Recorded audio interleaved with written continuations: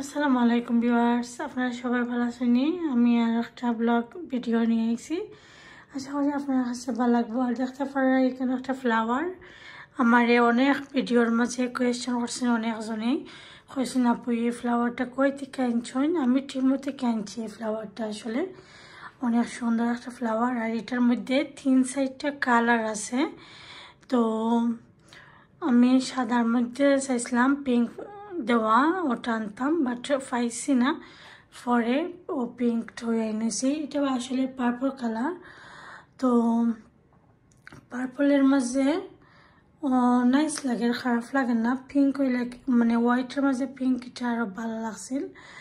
তো আর এখানেও দেখতে পারা আমার শাশুড়ি অনেকগুলা ফিটা দিয়েছেন আমরা আজকে, সবের লাগে বানাইছেন। তো আমারও দিছেন, ও তো দেখতে পারেন।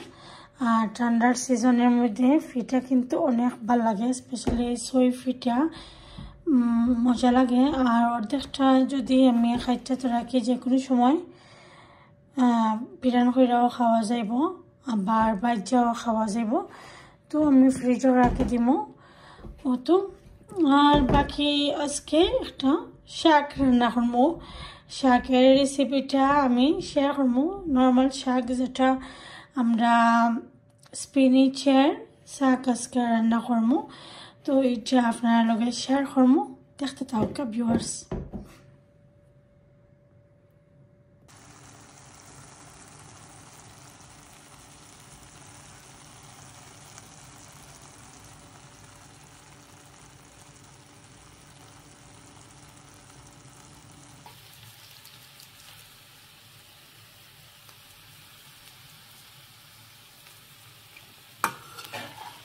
তো আমার যে দিছিলা পিঠা, এটা এখন বিরান করাম। আর পিঠা বিরান দিয়ে চাল লগে খাইতে অনেক মজা লাগে। ব্রেকফাস্টের মধ্যে সকালে চা দিয়ে পিঠা বিরান খাইতে খুব বেশি ভালো লাগে। তো আমিও বানাই আনি নামগি। আমার হাতের পিঠা এমনিতেই মজা থাকে, বেশি জোর জোড়া হয়, সুন্দর থাকে।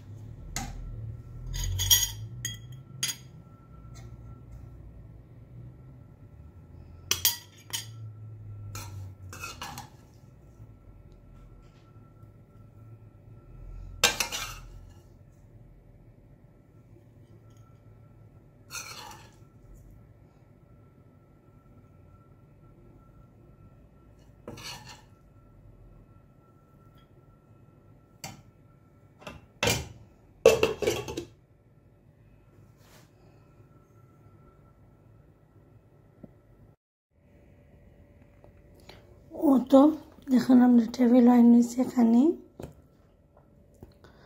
তো সেইগুলো হয়েছে অনেক মজা হয়েছে কিন্তু। তারপরে ভিউয়ার্স আমি একটা শাক রান্না করবো আজকে, শাকের রেসিপিটা শেয়ার করবো, দেখতে থাকুকা।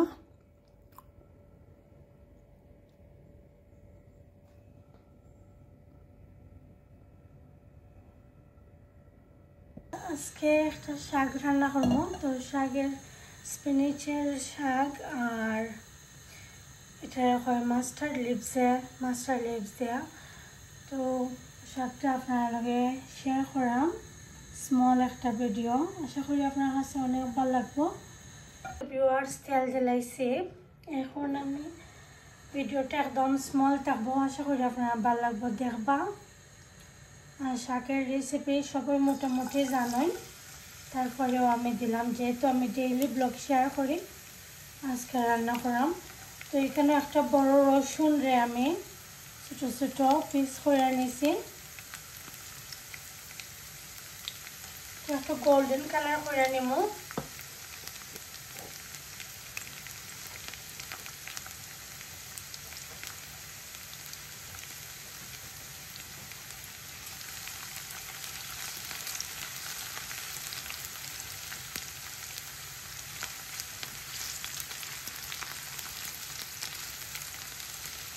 ভিউয়ার্স, এখন আমি পেঁয়াজ এড করব।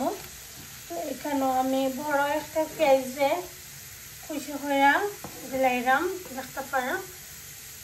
তো বড় একটা পেঁয়াজ আমি নিচ্ছি।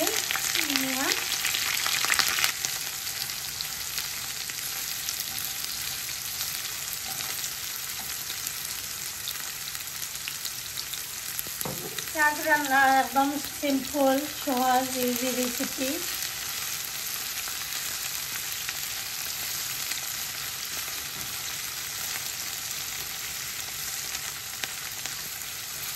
আমার রেগুলার ভিউয়ার যারা আছেন তারা জানেন আমি আমার নর্মাল রান্নাবান্নাই আমি শেয়ার করি সবসময়।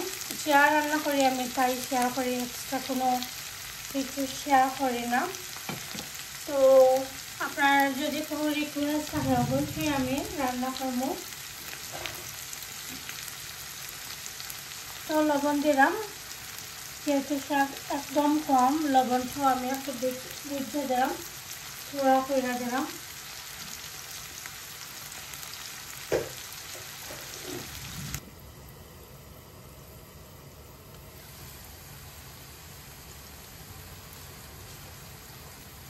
তো দেখতে পারা পেঁয়াজটা কিন্তু অনেকটাই সফট হয়ে গেছে। এখন আমি শাকগুলো দিলাম ভিউয়ার্স। তো শাকটা আমি মানে একদম যে ছোটো ছোটো এরকম আমি পারি না কাটতাম, আসলে আমি যেরকম পারছি এইরকমই খাইতে নিয়েছি। একদম মিহি করে আমি কাটতে পারি না, তারপরে আলহামদুলিল্লাহ এখানে পারছি, ভালোই আছে।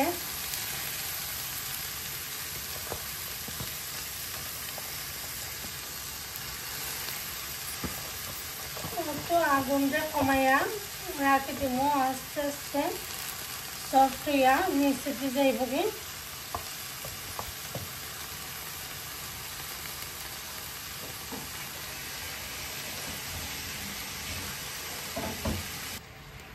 তো ভিউয়ার্স একটু মিক্স কইরা দিলাম সব কিছুরে, আস্তে আস্তে এটা সফট হইব। এখন আমি ঢাকনা দিয়া ঢেকে দিলাম।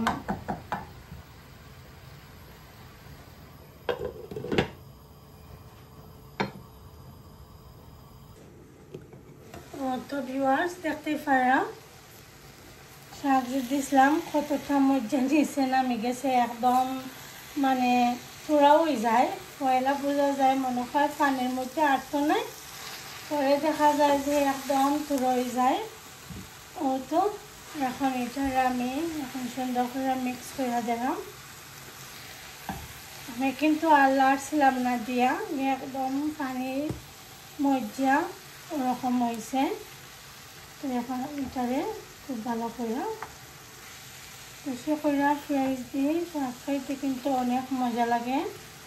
রসুন আর পেঁয়াজটা যদি একটু বেশি হয় শাকের মধ্যে বেশি ভালো লাগে।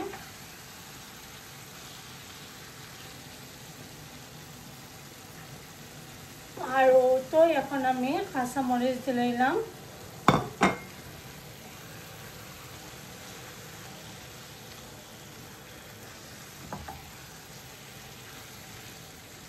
তো আরও প্রায় 5-6 মিনিট এটারে আমি রান্না করব, তারপরে তো আমার শাক হয়ে যাব।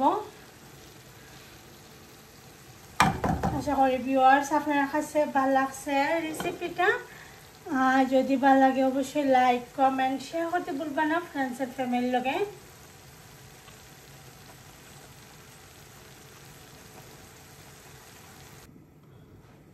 তো ভিউয়ার্স দেখতে পারা শাকটা কি লাগানো হয়েছে। তো আমার শাক রান্না হয়ে গেছে, আশা করি আপনার কাছে অনেক ভালো লাগছে। রেসিপিটা ইজি আর সিম্পল একটা রেসিপি, আমরা সব সময় লাগে এই জিনিসটা। তো ছোটো বড়ো সবাই আমরা অনেক পছন্দ করি শাক খাইতাম।